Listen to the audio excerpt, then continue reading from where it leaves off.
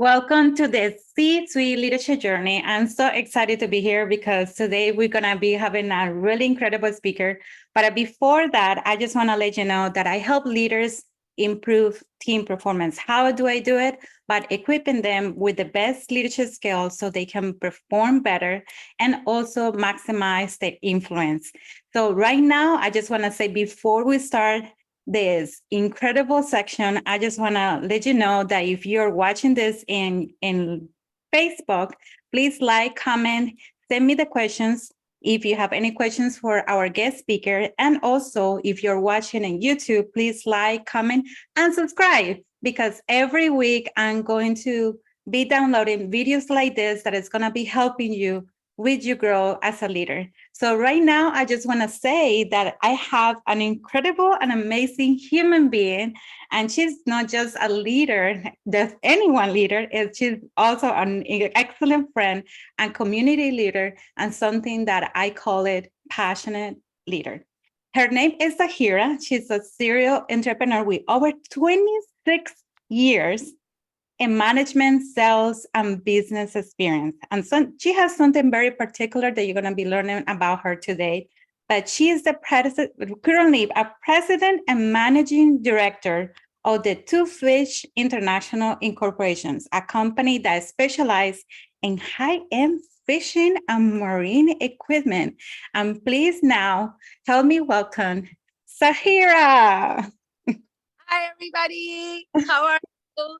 Thank you so much for this opportunity. I'm just delighted to be here, especially with Candy. She's my dear friend and a confidant, and she guides me through the ups and downs of emotional roller coaster. So thank you, Candy, for this opportunity. Oh, no, you're welcome. Thank you for saying yes. I know this is completely out of your comfort zone because you were like, oh my God, I'm going to be in a screen. Yeah. Oh my God.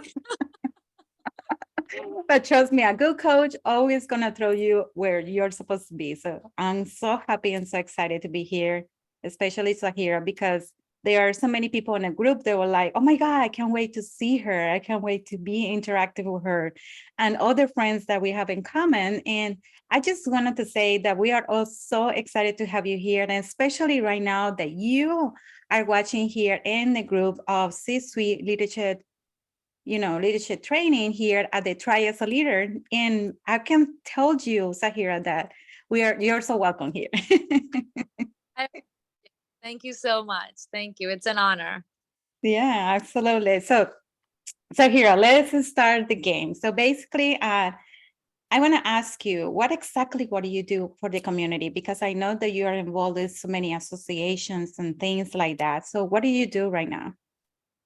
So I guess as a community leader, I sit on multiple boards. I sit on actually two boards, one with South Tampa Chamber of Commerce.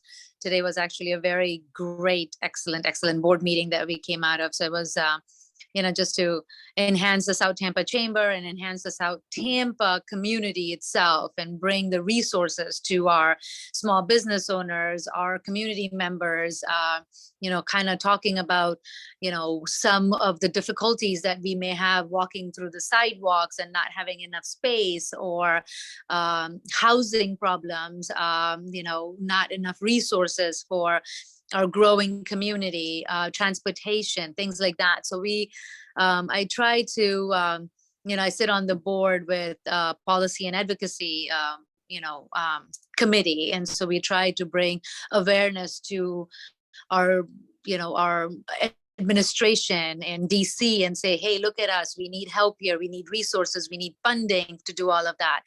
So that's really one part of my community involvement. I am with on the board of Propeller Club, which is Port of Tampa. That's also an amazing organization. We're trying to grow the import-export business, trying to enhance the port to bring in, resources from all these different countries so that we can lower the cost of living, expanding the port for more employment purposes, safety for our blue collar workers that actually do amazing amount of work, which I couldn't even lift a I can't even put a nail in the wall for God's sakes. And they're like taking all these big forklifts and walking around. I'm like, what are you guys? I don't even know. I can't even, the only thing I know how to drive right now is my car, because it's a steering wheel and a gas and a brake. That's it. That's all I know about my car. While these guys are going around with these big equipments and stuff. So, to kind of enhance those abilities. I was very honored to be a part of groundbreaking for, our sea safers, because they don't have a hospital or a clinic to come to when they're out on the sea and they come back. And if they have COVID, for example, or flu, to give them those resources. So, those opportunities really enhance. I just wake up with, like, I have a purpose. I have to do something for our community. Same thing with Indo-US Chamber of Commerce. I am on the executive committee for Indo-US Chamber of Commerce. We bring small business owners together. We bring Indian communities together to kind of, just we Indians don't realize how many resources are available, not just inside the Indian community, but out of the Indian community. So to bring the two, East and West together, I guess, makes a big difference in a small business owner's life like myself. So yeah, I mean, it's giving back to the community, because we work in our business so much and we work on our business so much that we forget that the person that's supporting our business is that community, and that we need to give back to the community. So I'm very fortunate to have that opportunity. Oh, wow. That's amazing. Oh my God. How do you have time? Because normally most of the leaders that I connect with them, they say, Candy, I don't have time. I don't have time for training. I don't have time for a coach. I don't have time for this. And you have time to get involved in this community. So Right. How do you decide to actually become part of that? So, it's a very good question. Actually, time is it. I don't have time. Honestly, I am involved in the community, in the business. It's a long day, 15-hour, 20-hour days. Sometimes I don't sleep at night. I wake up at 2:00 in the morning, making notes for myself that, my to-do list happens at 2:00 in the morning. So it really does. Because if otherwise I have this massive anxiety. It's like, holy shit, I have to get this done. I apologize. I didn't mean to swear, but, yeah, so I think you have to make time for your passion. You have to make time for something that you really believe in. I believe in my employees. I believe in my team. As a leader, I think instead of, monkey see, monkey do is good, but monkey see, monkey do can only work so many times. And then you have to let them walk, and maybe like first crawl and then walk and then run. But unless you enable them to do that, they're always going to be dependent on you. And so I have learned to coach the team for the expectations that I have, and then allow them to fail, and then make sure that when they fail, it's a learning opportunity for them. It's a learning opportunity for me, because I need to know why they failed, so I can either change my style of coaching or understand their weaknesses and strengths, and then maybe give them another role within the organization, for that matter. And I think same thing happens in the community. I think we meet, so many individuals. You are a perfect example, Candy. I cannot do what you do. I learn from you every day, all day. I watch your videos. You're on my, my favorites on my Facebook.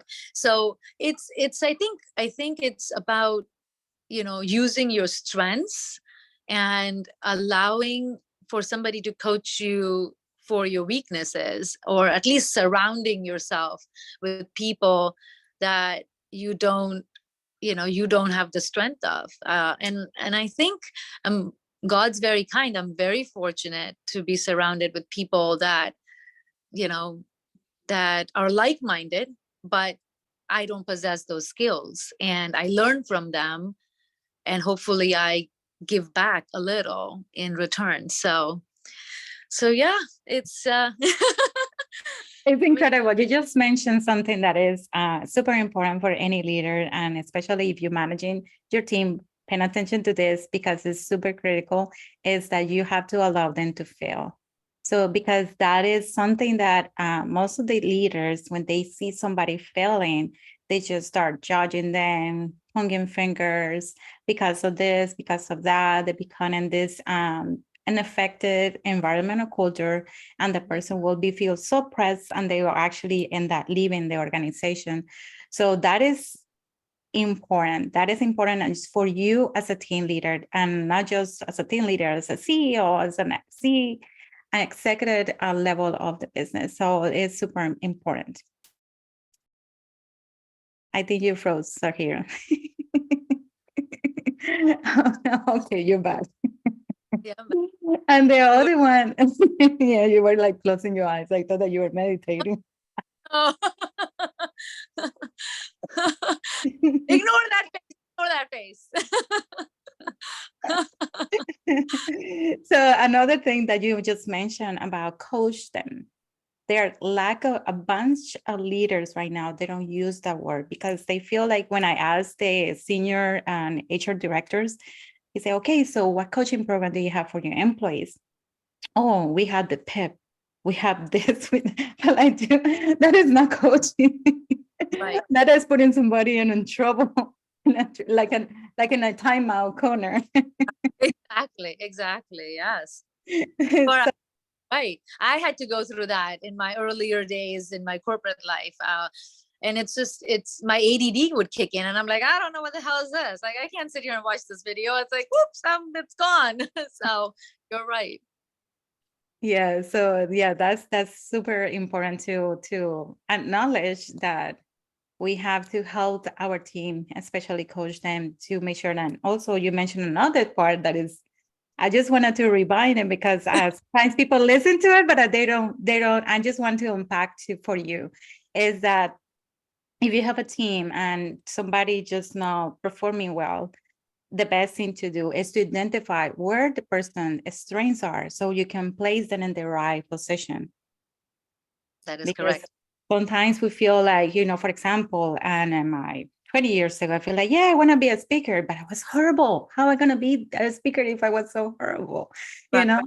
So you have to develop the skills and back end. So I had to use my C level, which was like more like analytical spreadsheets, recruiting and all those things that I was more efficient than just going and speaking in public. So there Yeah. are some things that we need to grow. So yeah, great. So let's talk about you, how you got where you are, Zahira, because I know it's curious about it. So when your leadership journey started? So I came to America in 1992, and and just to give you my quick background, prior to coming to America, I'm from India. I was a princess almost growing up. If somebody told me do this, I would stop eating for days. It's like, why did you ask me to work? Kind of person. And then I come to America, and you realize, that you could either be a follower or you could be a leader. And America is known as a land of opportunity. And it's up to us to either allow us to fail or be successful. And so in my earlier days when I was in college, I guess I just came across a lot of leaders. I admired them, my peers when I went into corporate world. I just associated with people that encouraged me and just challenged me more than anything, like you're doing today. Get out of your comfort zone, do what you don't like to do. I mean, and I guess that's when the leaders are born, because you have to do something that you're not very keen to do. But my true leadership journey started when I was 24. I was eyeing this business that was across the street from my office when I was in corporate world. And I was like, I'm going to buy you one day. And I just decided to walk in, and I talked to the manager or the owner of that company. And I said, hey, if you ever decide to exit, I would love the opportunity to talk to you. And he said, funny enough, my wife is really sick and I am going to exit, and I'm looking for an owner operator. So I had an owner operator that was going to be placed in that position. And that's it. I tasted the blood. It was broken. It required a lot of love and care. It required marketing. It required branding. Relationships within the community is what I was really good at in my corporate world too. So I incorporated all of that, and within a year, it was. Let me just put it this way. I borrowed money. I was 24 when I borrowed my first business loan, if you were to call it, and paid it off within the first year. So I think I just fell into it because I had the passion for, just identifying and things that probably were not at par. And it all came by because of the people that I was surrounded with. It's because of the leaders that pushed me to do something that I was not comfortable doing, and that's it. It's been 26 years now that I've been doing the same thing. That's why it's kind of, when I see somebody struggling in a certain position, I want to identify their weaknesses and I want to identify their strengths instead of firing them because they can't do the job, or instead of cutting down the hours or calling them stupid, because they're not. Everybody possesses some form of ability. It's up to us to identify it. So yeah, call me. I love stress. I love stress. That's what I That do. is a good stress. So what actually she does is she buys companies. She changes completely where it's completely 100% functional, and then she exited. With something that we always learning about in a business mastery is that when we lead a business, we have to put in mind when we're going to be exited so we can start a different, because that's actually how we develop and increase wealth. Is that correct? That's correct. There are two things that I really look at in a business. I look at my investment, and will I regain my investment within the first 3 years. I don't give myself any more than 3 years. So if I buy a business for $10, will I get my $10 back in the first 3 years of the business? I also look at how and what the opportunities are within the business. Is it scalable? If it's scalable, where, how much work does it require for it to be scalable? What are the gaps within the business that needs to be addressed, and how soon? Management, balance sheets, HR, all of that good stuff that we go in the business, and then we get so involved working in the business that we don't work on the business. And so, I mean, my skills are just to work on the business. I can't work in the business is the problem. I'm not I suck at operations. I didn't say that, but Okay, yes, that's okay. So I hire operations. I don't do operations because I have to work on the business. I can't work in the business, or my business doesn't do any good to me. And by doing that, and I've done that for so many years, that it's proven that if you work on the business and you hire somebody to work in the business, you can earn that $10 that you invested within the first 3 years. And then either you want to continue and keep going with it, or in my case, I decide to exit because I want to move on to the next thing that requires love and care, I guess. I don't know. So, or call it, I get bored and I'm like, done. It's good enough. Let's get out now. But no, it's very profitable. It allows you to challenge yourself when you are in the business, working in the business, on the business. In my case, I have learned so much in so many different sectors, and so many different variations that come to you. They're like, holy shit, I didn't know how to do this, and now I do, because you challenge yourself, and then you have to learn because it's your business. You have to overcome those objections that you never thought would be there. So yeah, I love it. I love what I do, and yeah, I guess you make money in the interim. So That's what we are all about, right?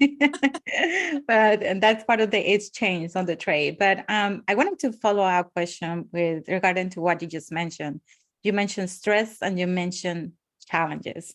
What has been the number of the top two challenges that you have that you went through, you overcome it, and how do you do that? top two. So I guess um, finding the right talent has been a good the biggest challenge, I think, in any business, and every business owner goes through that. um, Understanding their skill sets, understanding, I mean, you can hire somebody because their resume says one thing, but then when they actually perform their business practice with you, then you find the deficiencies, right? So it doesn't matter how good of a leader you are or how good of a coach you are. At one point you break and you are like, I just need this done, and I need this done now, and unfortunately this person is not ready, but you thought it was ready. And you know you you know you lose revenue in the interim because now you have to step back to move forwards, and that's a big challenge in any business owner's life. um, so that I had to overcome multiple times, and I had to overcome in many different ways. And I've called my friends and I've called my mentor, and I'm like, what the heck do you do here? And so you can scream behind the doors and be like, I don't like it, but then in front of your employees you're all like, you are the leader. So yeah, that has been my number one challenge, is to the reason being is because every time I buy a business, the commodity of that business, or the product or the service of that business has been completely different from what I did before. I walk in with my business skills. I don't walk in with the knowledge of the product and services. So that's my second challenge. My personal second challenge is because I walk in not knowing one thing about that business, and how it's operated and why is it failing. So that takes about 12 months, about 18 months for me to completely understand why is it failing and what we have to do. And in the interim, obviously we keep fixing things, but still. I'll give you an example. Before my fishing and marine part, I owned a staffing company. I have no idea what a staffing. I didn't know, but I knew that it was very underbranded. It required a lot of love and care. I would go, and we specialized in blue collar, skilled labor and administration, like assistance, like admin help. And in that, I would walk into a manufacturing company, and the very first time, Candy, I'm not even lying to you, I swear to God, this happened to me. The dude started talking about forklift, and I'm like, what the heck is a forklift? Like, I had no idea what a forklift was. Seriously. So I'm like, what? Oh my, I've never been in a manufacturing company before. I don't know what a forklift is. I don't know what their skills are. So you learn, it's a learning curve. It's a lot. You have to do your homework. You hire people around you that understands manufacturing more. So I had an employee that only dedicated herself at manufacturing, and then I had an employee that dedicated herself with administration stuff, and then I was the more of business development. So yeah, I mean, it is those are the two biggest challenges for me, is to find the talent that caters to my weakness, and then just to learn the new product. Fishing is another one. I thought I was high maintenance, man. That fish, I'm telling you, we have 80,000 SKUs, 80,000. And Wow. I'm like, fish, eat the damn lure, okay? That's all you have to do is eat. Oh, cannot do that. Hell no. They need a color, and they need the size, and they need the weight. And I'm like, what? I'm like, I am high maintenance fish. You are not. So eat the damn thing. Yeah, that's a challenge. so it's all about learning, and it's about learning every day. So It's about learning. Yeah, you just say that. So how do you actually has been, okay, so probably the challenges and learning and fail, and growing with the company has been developing a lot of things on you, but do you do something different besides that to improve your leadership skills or the things that you need to be with in the future? Guilty. I don't. I need candy. I don't want to say the same thing that you already said, but it is time. Like I have, you stretch yourself so much that the most important thing is getting coached by a coach. You kind of miss out on, and then you depend on your own skills and you try to re-implement or modify your own skills to maybe suit the need that you might have at that time. So, for our listeners, I must say I'm guilty. I think everybody should have a coach. I think that's when, and a coach that is not biased, somebody that does not say, oh, good job all the time, is really important. Somebody that challenges you, somebody that calls you stupid when you have done something stupid. I am very black and white. I don't like sugarcoating. I don't know how to do it either. I think that's one of my biggest weakness is if I see something, I'll say it because it's the truth. I will not hurt you intentionally, but I can be like, oh, honey, no, I can't. It's Same here. That's has to be come from my heart. yeah. I have it's coming from my heart and it's for a good cause. So I need that too. So yeah, Candy, we'll talk offline. So in your view and your experience for the last 26 years, what would you say right now to the audience that is listening to you? What the top 3 things that they need to do to focus on to be successful in whatever role they are working on right now? Yeah, the 3 things, I guess focus first on yourself. You can lose yourself mentally, physically. I have been guilty of doing that, and it ends up in a very hard journey. So I guess you come first, no matter what role you are in, leadership or non. Focus on learning. It's very important. There, you cannot ever stop learning. I think, we get complacent and we say, "Oh, I know it. Oh, I can do this in my sleep." It's a lie. Because another curveball that is thrown at you, you don't know how to tackle it. So you always need to keep up with your knowledge. And the last one, I think it's the most important one, is surround yourself with the leaders. They will uplift you when you're down. They will make sure that you don't fail, even though you might feel like a loser at times. I have been there many times. Your community awareness, your community involvement is extremely important in no matter what position you are in. I believe that wholeheartedly. I'm a living example of that. I don't think that I would have survived without my community. I wouldn't have survived without my friends.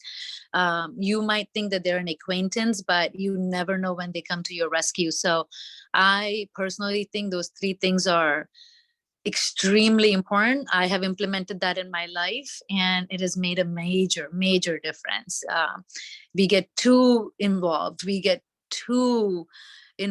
In, I have to finish this email and, you have to finish this work, and just, you don't focus on you. And at the end of the day, you fail because of you, not because of somebody else. So definitely focus on you.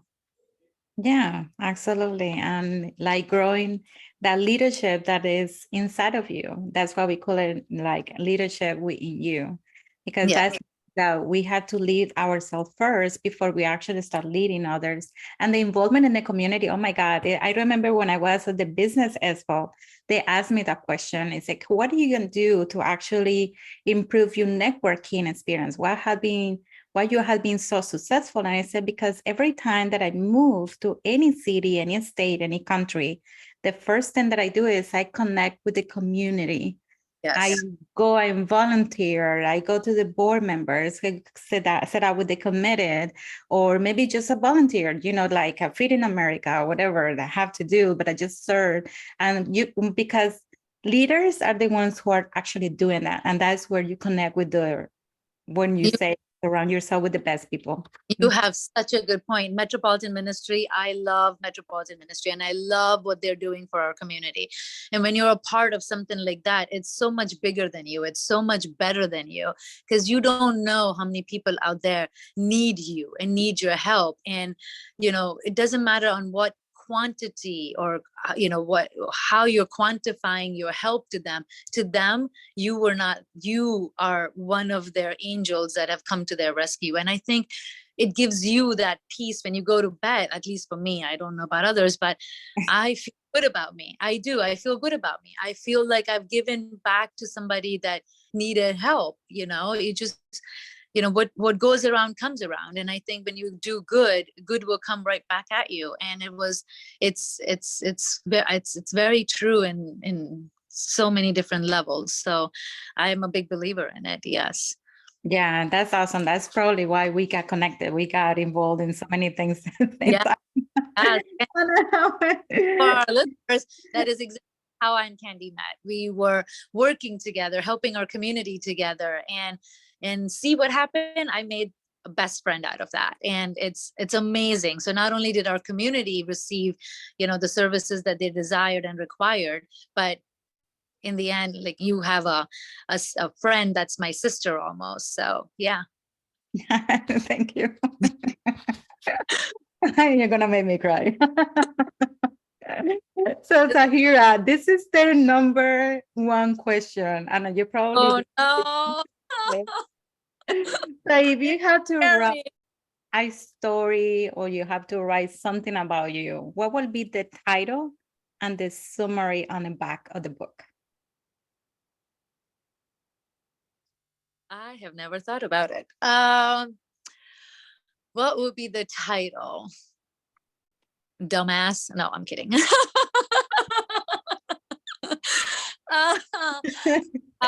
Sorry, listeners, I didn't say that. Scratch that. Yes. But I don't know. I don't know what would be. My journey has been very volatile, a lot of ups, a lot of downs. I lost my husband when my daughter was 18 months old. So I don't know. Just never give up, I guess. Never give up would be the title of my book. The summary would be just, focus on the things that you believe in. Don't ever give up your passion. That's what makes you you. I don't know. Candy, you've asked me a very hard question. I want my listeners or my people that like me or love me, write that for me. Be like, this is what we're going to talk about you. And I would love to hear from them. I don't know. I can be my first suggestion. So I would say how to exit. How to exit. That's right. Yeah, exactly. How to exit. That's true. That's a great point. That would be a great title, How to Exit, and then you just explain your journey. Yeah. That's a great point. I never thought about it. Thank you for that. I have a question for one of the audience here. Yeah. So, oh my God. So Diana's asked, she said, Candy, can you ask Zahira, what is something that she can tell us in how to actually managing people where they are completely dysfunctional? So it can become for like team building or something, I guess. Dysfunctional has many different levels of definitions. I don't know how to answer that question, but dysfunctional, some employees that are dysfunctional, after you have tried coaching them, training them, giving them incentives of, I do goal settings and I give them a target, and I'm like, if you achieve this target, this little cookie is waiting for you. People that are, and again, you have to identify that. I guess it's not that simple. Some people are motivated because you say good job, and they just love that pat on their back because they haven't ever got that, and just acknowledgement makes them so much more efficient. Some people love money. And so the incentive could be compensation.